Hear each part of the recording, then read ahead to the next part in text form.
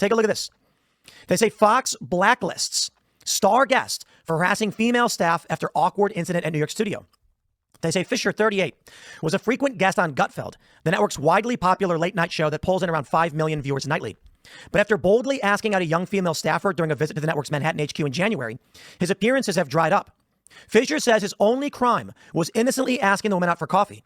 He'd been asked to appear on Gutfeld's show on January 30th and was in the building early for a meeting when he encountered the young woman sitting at her desk.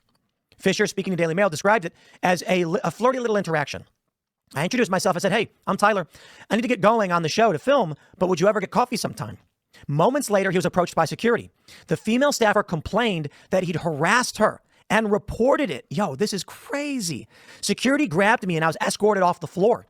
It was confusing. I didn't get what happened. I was stunned and humiliated. Fisher was then accompanied by security to the Gutfeld set to film and left the studio afterwards. 2 weeks later, a prearranged appearance was canceled. Fisher, who has appeared in the show over a dozen times in the last 2 years, hasn't been back since. He believes he's a victim of a woke mind virus culture and that he did nothing wrong. It is not illegal or against any rules at Fox to ask a grown adult for coffee. But in the woke mind virus world, any advance by a man is labeled as some kind of toxic masculinity. Fisher is now contemplating legal action against the network. He says, it is beyond tragic to see men hide away in fear. I, for one, will not allow it to happen to me, he said. That's crazy. Tyler Fisher, we've seen him on a ton of stuff.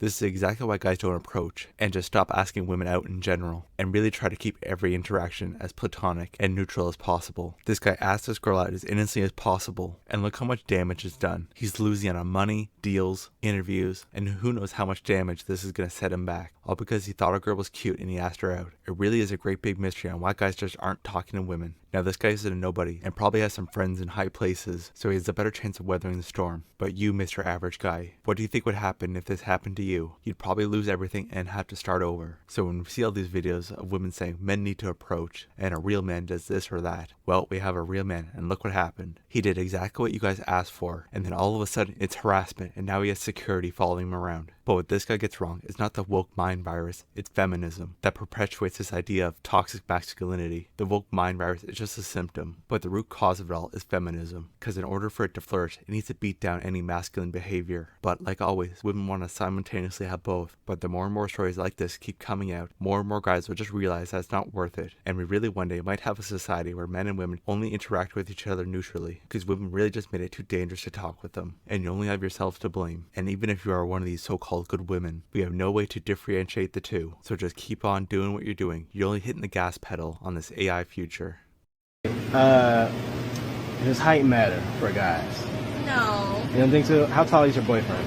6'2". Liar! But I need you to be honest with me. Does height truly matter when it comes to guys? No, I don't think so. You don't think so? No. How tall was your ex? 6 foot. Liar. Does height matter to girls? As guys to make it think, is it that important? No, not for me at least. How tall is your boyfriend? He's, I think, 6. Liar! That's not lying. Liar! It's not. That is Yo! not Okay, you have a good one. I want you to be honest.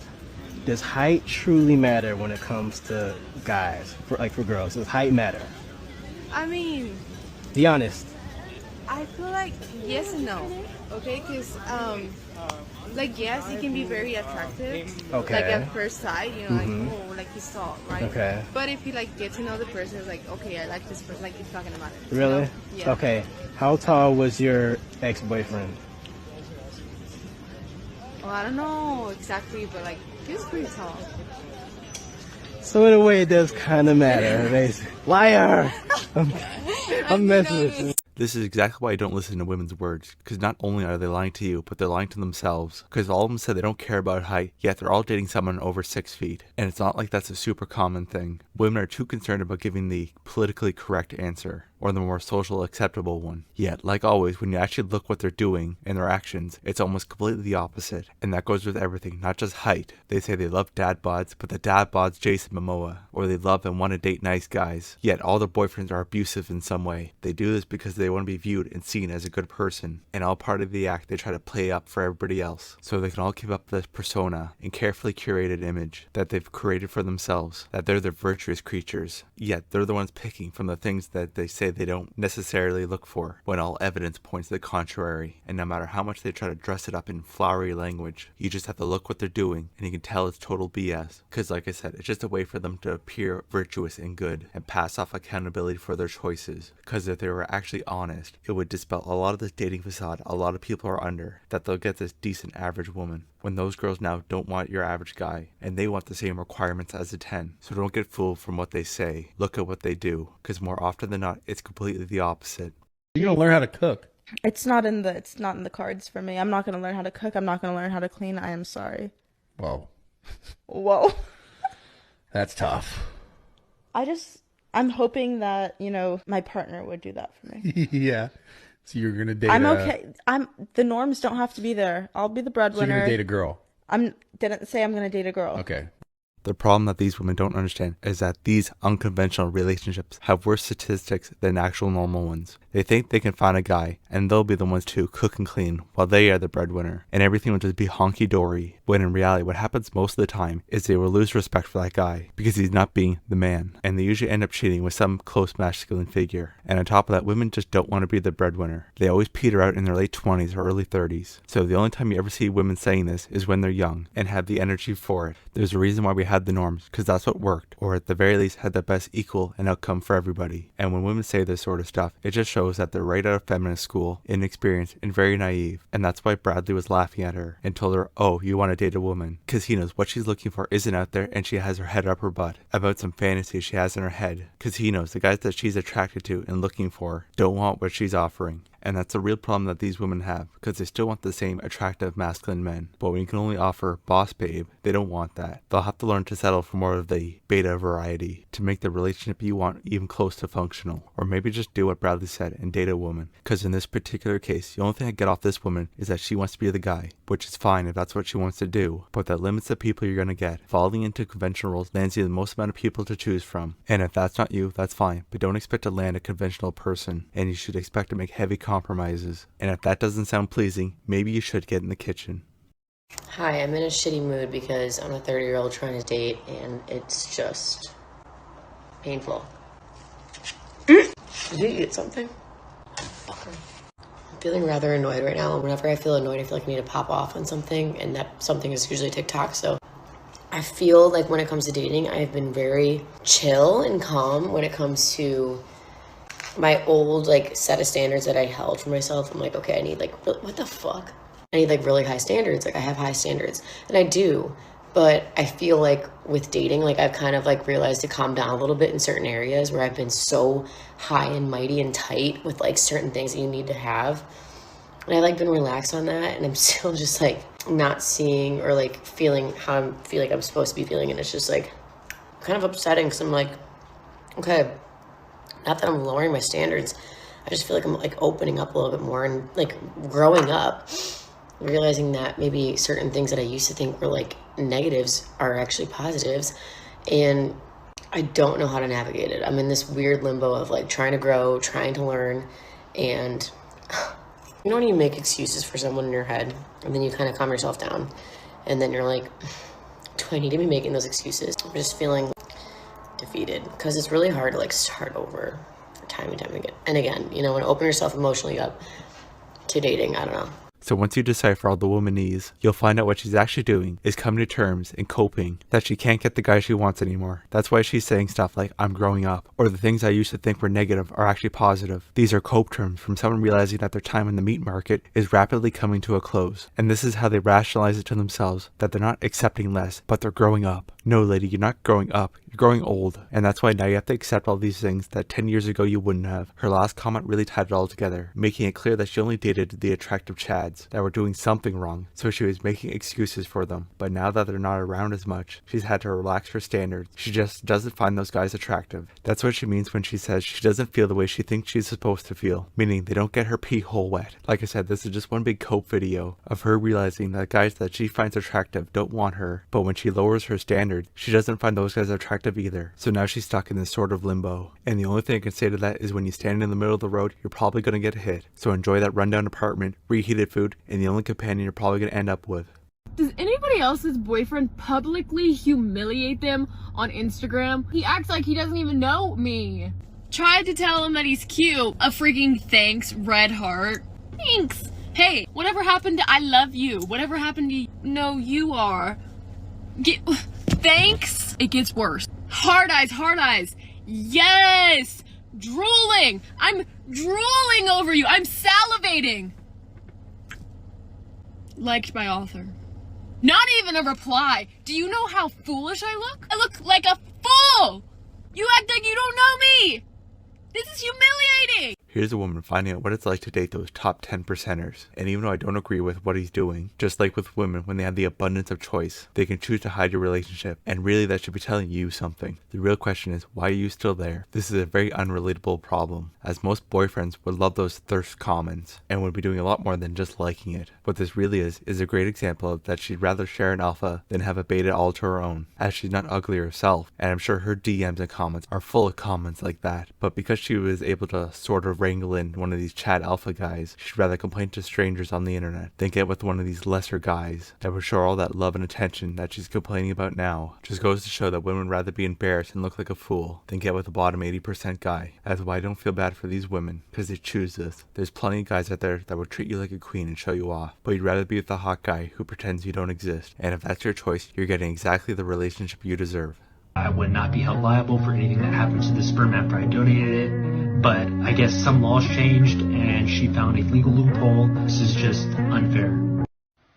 If you're going to donate sperm, you check the box that says you wish to remain anonymous, and then if the woman ends up finding out who you are and sues you for child support, you sue the sperm donor clinic, you make a bunch of money, and then you use that money to sue her for custody, and then you put the kid up for adoption. Reverse double cross.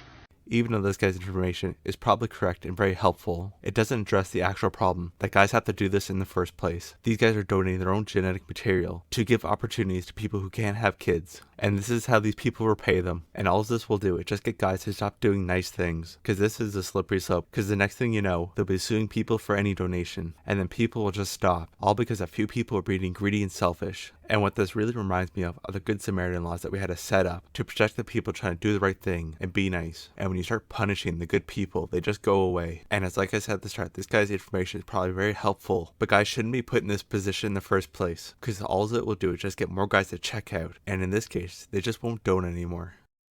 I'm HIV positive, right? And this is just a PSA to those that are not HIV positive. Disclosure is my choice. When I disclose and how I disclose and who I disclose to is up to me. I find it so crazy how people are telling me that I need to disclose before I go on a date, that I need to disclose before I kiss somebody. This is the craziest one. Before I even tell them my name. It's not happening. I don't think that it's my responsibility to tell someone that I'm HIV positive if they are treating me as if I'm not. Your health is your responsibility. Adopt the mindset of medical practitioners. Assume that everyone has something until they prove to you that they do not. Why are you kissing a stranger or trying to kiss a stranger that you just met? Why are you trying to have intercourse with someone raw that you just met?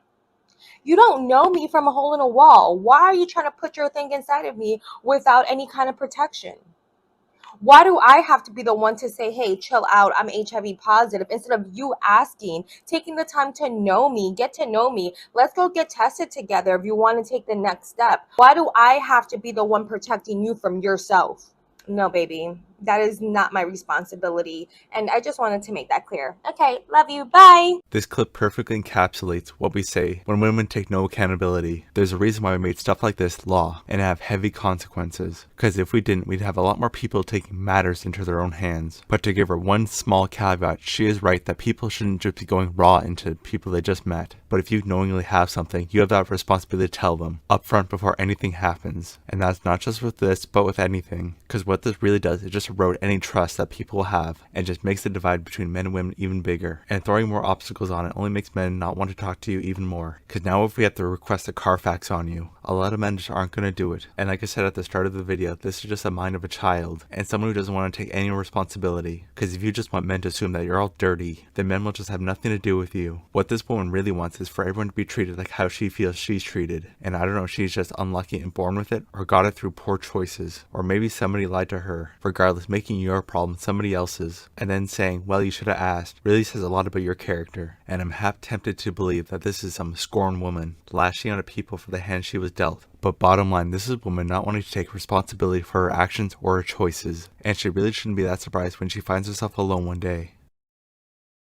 My favorite part about dating is when you go on a first date and it goes really well. So you go on a second date and that goes really well. And then you go on a third date, which goes really well. And then you find out that they're looking for something long term, which makes you like them more. So then you go on a fourth date and it goes really well. But then you find out that they want to be single for longer and then you just never talk again. What clueless guys like this don't understand is that people know generally pretty quick whether or not they want to continue to date you or not. They don't need 4 dates. And if they have hard pivots from wanting to date long term to I want to remain single from one date to another, means they were never interested. And the only reason it was going well is because they wanted you to pay for food. So they just played the part you wanted. And then after a couple of dates, hit you with something like, I'm looking for something long term, hoping you would break it off, just so no one catches on to their game. Luckily we have our feminist disguised as a trad to give her in-depth analysis. This is the result of telling every woman not to settle. It's an idea that sounds empowering, but is actually a trap. Women are so obsessed with not settling that they're not choosing anything. The whole don't settle mantra has turned into a permanent state of hesitation. And this is why women in their 30s are now having children more than women in their 20s, which is causing birth rates to plummet. Women have been sold a lie, and they're never going to find love if they're constantly waiting for the next best option. The longer you chase perfect, the longer you end up alone. Now everything she said isn't wrong because there are points, but what she's saying has nothing to do with the context of the video. Because if this was truly the case, she wouldn't have needed to go on 4 dates. She would have called it at 1, 2 at the absolute max, and she just would have moved on to the next guy, not string him along to get a few more foodie dates out of him. This is how you tell the grifters apart. They just say our points that sound good, but doesn't actually quite line up with the context of whatever video they're watching. And if you actually do a little digging on these people, you'll notice that none of them actually live by the words that they're saying. Like this Billy Ray girl who's almost 30 and childless. Ever since Pearl blew up, just regurgitating our points, we're going to see a lot more ex-feminists like this girl here, where the feminism isn't quite working quite like it used to. So they'll just pivot to the trad grift like Pearl, hoping to be the next hotter version of her. Just know these are the exact same women, like that guy in the video was dating. They just tell you what you want to hear so they can get money out of you. All while behind the scenes, they're doing the exact opposite. Okay, wait. Say again what you just said. We're recording? Okay. Yeah. I was talking about my first boyfriend and how I had a sit down with him. This is the guy that I lost my virginity to, and was like, yeah, if you want to be serious with me, I need a weekend where I can go have sex with someone else so that I don't cheat on you when we get married. Because I'm always going to wonder what it's like with someone else. How did he take that? Not very well. I mean, he still stayed with me. He just I guess didn't understand. Because my idea was, I'm going to have sex with someone else. I'm going to come back and be like, it's different with you. I think you're the one. And he wouldn't let me have that experience. You told him that in order to not cheat on him long term, you needed to cheat on him short term. No, it wouldn't be cheating because he'd give me permission. You never understood why he was confused? No, but you pointing it out to me now, I get that. Drawing the parallels, it's kind of I either cheat now or I cheat later. There wasn't like a no cheating clause. So This is the backward logic people have, that they think they can just get it out of their system at some point, and then they'll be good forever, when the reality of it, if you need to cheat, then that person really isn't for you. Now, I know a lot of the time isn't quite as black and white, and is usually the result of something not being met, but her story is a common one between women with low body count or who are virgins, and what they really want is just to be promiscuous, but have the safety to run back to. And if this is ever brought up to you, it really means she's just uncertain of you, and she just wants to go back out there to see if she can get anything better. Because really, if you're that guy or that girl, they won't need to see what else is out there. So once it's suggested, you know you ain't that guy, and they're more interested in the fantasy of what could be out there. Hence why in the story, he's the ex now. But this really highlights the blurred lines that women have on this. That permission equals not cheating, or just some experience to be had, like going skydiving. They forgot the whole point of a relationship is that you're both paying for each other's exclusivity. But if you want to break that, that's fine. But you're single then. These type of people just want to have a foot in both camps. But the majority of us aren't designed that way. But like I said, if you're that guy or that girl, then this thought doesn't even cross their mind. And if it ever comes up, it tells you what they think of you. Whether you say yes or no, a clock has started on your relationship. And you should really be looking into your exit plan, because soon enough you'll be in a story just like this. Always choose women who are attracted to you. I always say to men, you will never ever get the same level of respect and love from a woman who's not attracted to you. Choose a woman who's attracted to you. When you try and bypass that because you want a woman above, out of your league, and you just want that, she can be out of your league as long as she's still attracted to you. Some women are just attracted to you regardless, so she has to be attracted. And how you measure how attracted she is to you is how much physical affection she initiates. When we're attracted to a man, we constantly initiate physical contact. Once she's attracted to you, she has to trust your judgment. How does she trust your judgment? You have intense amount of self-control. You have self-control. If you are impulsive and you are chaotic, some women will find that attractive, but they are usually also very impulsive and chaotic women. Most women want a man that they know is naturally somewhat responsible. It might sound boring in the short term, but in the long run, there is nothing more unattractive than an old teenager. So don't be that guy. It's just not attractive to a woman. If you don't practice self-control, you won't have self-respect, and therefore you won't actually achieve your long-term vision. This is why I don't listen to women on dating, because they only have very high IQ takes like this. Like, date people that are attractive to you. Like, wow, thanks, you've solved the great mystery. This kind of advice can only come from the mind of a grifter, or someone who has no idea what they're talking about, and is about as useful as telling someone to wear a clean shirt or shower. Asking women dating advice is like asking a fish how to catch it. They ain't gonna tell you, and they probably have no idea anyways. The problem is the government came in with their big yacht and started dumping all this food in the water, so now they don't need to hook themselves on your line, like they did with previous generations. And as long as this government boat is there, keeping the fish fed and protected, nothing really is going to change. Her attractiveness reason isn't wrong per se, but it's not the problem. The problem is government has made most men useless to women, so now only the top 10% will do, and the others are regulated to emotional tampons, live sex toys, sperm banks, or just another way they can get money out of somebody. If the attractiveness reason comes in, it's usually much later, but that's a different topic. And on our second point about self-control, all the evidence actually points to the contrary. In the short term, women are looking for that self-control and stability. That's why they're getting into a relationship, to get away from the chaos of dating. But when that gets stale and boring, they'll throw some chaos in their life by cheating or leaving that guy. You can read countless stories on the topic, and that reason is usually cited. So the next time you're listening to your favorite podcast and they have some woman on like this, just completely disregard what they're saying, because usually like this they have no idea what they're talking about, and at best they just copied a man's point. Because if they're really interested in fixing this, they'd just go back to what worked. Yeah, it wasn't perfect by any means, but it is way better than what we have now. Okay, realistically, if I want kids by about 28, but I want to be married for probably 2 years before having kids, I need to have a husband and be married by 26, and then I'm going to be engaged for probably about a year, you know, to plan the wedding and do all that stuff. So I need to be a fiance. I need to be engaged by 25. But then, you know, usually before you get engaged, you're probably dating the person for about 2 years. I feel like that's a good amount of dating someone. That means that I'm going to have to basically meet this person by 2030? 22? Ooh. Wait a second. I'm very much single. So how is this gonna work? Because my plans are getting a little, like, I actually have to meet someone tomorrow to have this be my life. What the fuck? What this woman is finding out is something that a lot of women figure out far too late, that they wait far too long for Mr. Perfect to show up, and if they really wanted kids and family, they really did need to start yesterday. Women don't have the same biological clock, and freezing eggs isn't a smoking gun solution. Why do you think we tell women to marry and have kids young? Because this stuff takes a lot of time, and every year you wait holding out for a better man, that career promotion, you're only making it harder on yourself for the stuff that actually matters. We all have far less time than we think we do, but by these women waiting, they're letting the only chips they have, being fertile, fit, and feminine, deteriorate by the day. And once those go, not many people want you then. There's a reason why the Chinese call those women the leftover fruit in the basket, because once they spoil, no one wants them. Hopefully more women like her wake up and figure out the time and math is not on their side, and they really don't have the time for Mr. Perfect to show up or to become a CEO, because if that's what they're waiting for these perfect conditions, well then it's never going to happen, and they're better off just hoping to win the lottery.